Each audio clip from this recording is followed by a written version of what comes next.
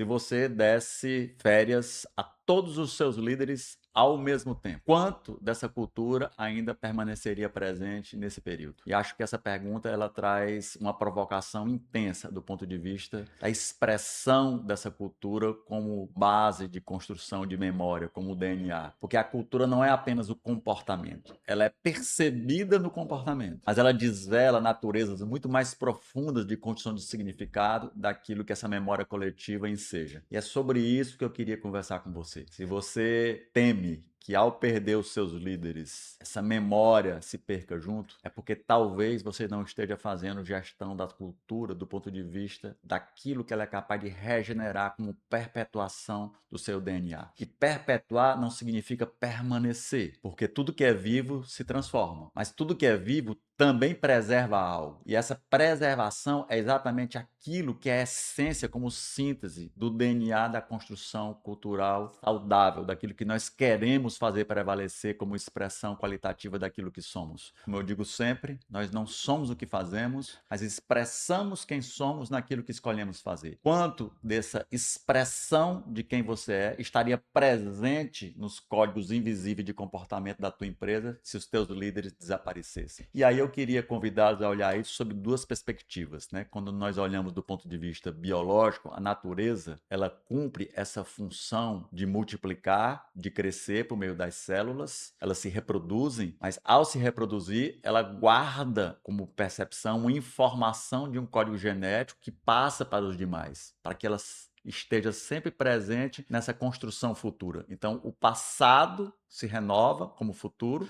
mas ao mesmo tempo preserva algo que é essencial. E ela faz isso considerando uma palavrinha-chave, que é integridade. Não à toa eu escrevi meu primeiro livro, Buscando a Integridade Perdida, a sabedoria perene aplicada à vida cotidiana. O que é a integridade celular? É exatamente a preservação daquilo que não pode se modificar. Existe algo de natureza mutável, e a vida é mutável, mas existe algo que deve permanecer. E na sua empresa, na minha empresa, em qualquer organização, o princípio é o mesmo. O que é imutável, que deve permanecer? E tem dois princípios regentes que devem servir como condição para esse processo de aculturação se construir como condição comum, né, de pertinente, que é exatamente a consistência e a coerência. E toda célula expressa isso. O princípio biológico e organizações são sistemas vivos. Hoje, a biologia social é quem mais inspira as empresas como tradução desse conhecimento. Durante muito tempo, a gente olhava as organizações como elementos mecânicos, né? Manda quem pode, obedece quem tem juízo, estruturas, castas,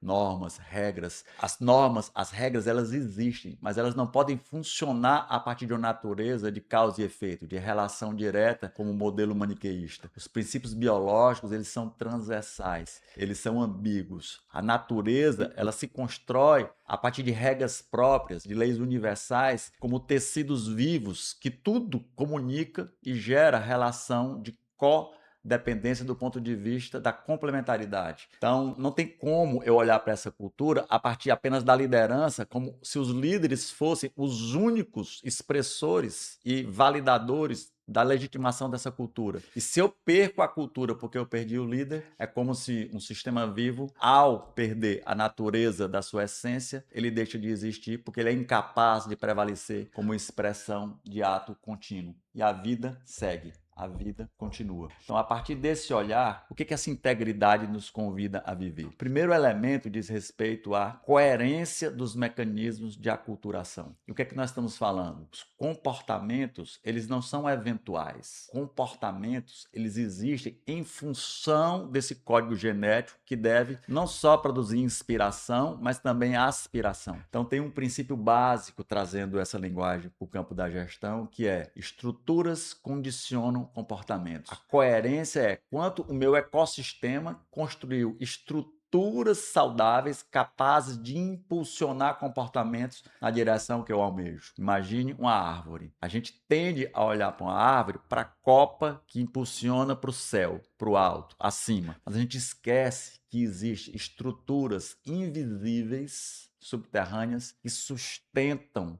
esse crescimento. Isso é a base de qualquer cultura sólida que a biologia nos ensina. As estruturas estruturas precisam ser coerentes com o céu. A raiz, ao mesmo tempo que aprofunda, permite a copa crescer, gerar frutos e expandir. Então, a coerência é essa condição estrutural de assegurar nas regras, nas normas, no processo, a vitalidade que esse ecossistema necessita, mesmo que eu não me faça presente. Então, quanto às minhas regras, os meus processos, aquilo que de fato sustenta essa organização, está impulsionando comportamentos que eu gostaria de ter como padrão cultural. Se você quer que as pessoas colaborem e você incentiva apenas o comportamento individual, a meta individual, o ganho individual, as tuas raízes não estão coadunando, coerentes com aquilo que a Copa, como crescimento, necessita. Você vai produzir comportamentos e aí não tem líder que consiga estimular pessoas desse padrão, porque a água vai correr para o mar. Se você quer inovação, se você quer que as pessoas tragam perspectiva de criatividade, inovação, de mudança, de quebrar status quo, de novos produtos, novas soluções, aí você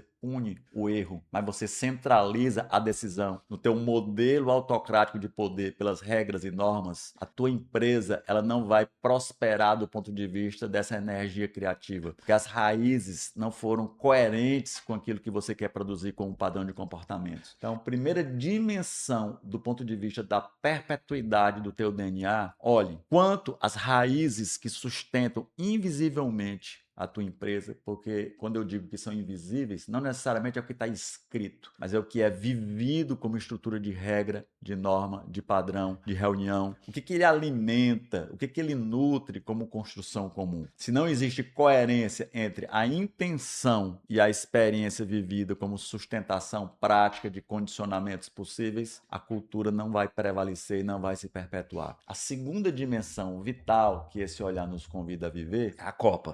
É o crescimento. Na biologia existe um princípio chamado de tropismo. O que é o tropismo? Não é a raiz que faz a planta crescer por si só. A raiz cria as condições, mas é o tropismo que faz essa planta buscar a luz. Então, todo organismo que é vivo, existe um movimento interno de buscar a luz, de crescer na direção de algo. Então, o crescimento é uma potência. Ele existe em todo o sistema vivo. A luz é apenas a fonte de inspiração que possibilita esse mecanismo acontecer. E isso, do ponto de vista da natureza humana, é a mesma coisa. Nós estamos falando em intenção, atitude, movimento interno. Quanto os seus líderes estão apenas regidos na lógica de comando e controle. Manda quem pode, obedece quem tem juízo. Quanto os líderes apenas distribuem tarefas ou de fato delegam poder e autoridade. Quanto eles constroem nas pessoas um sentido não apenas do que fazer ou do como fazer, mas do para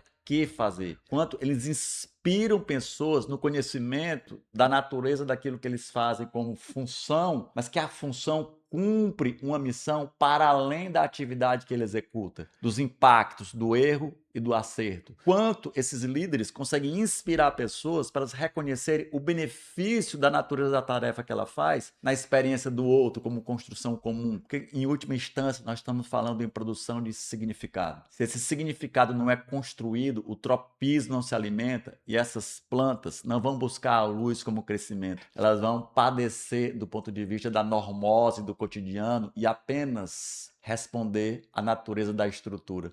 A estrutura vai manter aquela organização, aquele organismo vivo. A planta vai permanecer, mas ela já não cresce mais. Ela não tem mais vitalidade. Ela não tem mais expressão saudável da fome de querer ser cada vez maior e melhor e buscar os céus, buscar a altura. A própria definição de gigante, né? É aquele que tem a cabeça nas nuvens e os pés firmemente ancorados no chão. Então, se você quer de fato perpetuar culturas, gerar culturas que se expandam, mas permaneçam naquilo que é essencial, culturas que se transformem, mas que tragam a memória viva desse DNA como expressão qualitativa, olhe para essas duas dimensões vitais. Quanto a tua coerência nas bases de sustentação estão orientando o crescimento daquilo que você quer como natureza do propósito, da missão, da razão de existir da tua empresa. Porque como diz o grande mestre da tradição, né, organizacional do século passado, mas extremamente presente ainda, Peter Drucker,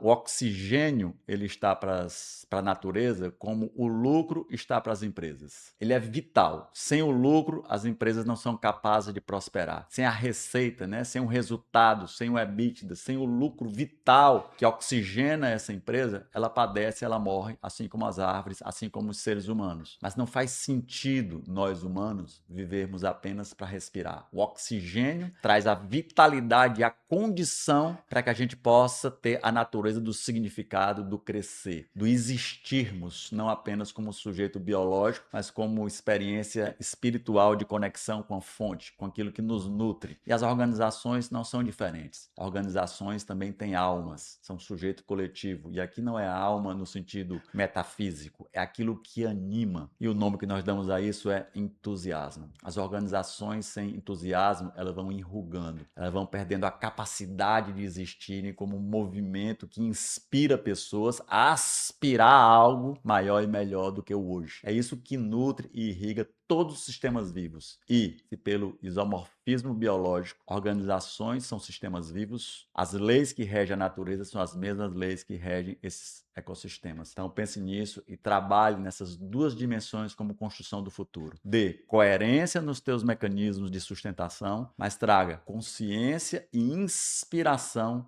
na expressão saudável desse vir a ser por meio do entusiasmo que rege pessoas. Pessoas transformam empresas e empresas produzem resultados. Se gostou, fica com a gente, segue a gente e até o próximo vídeo.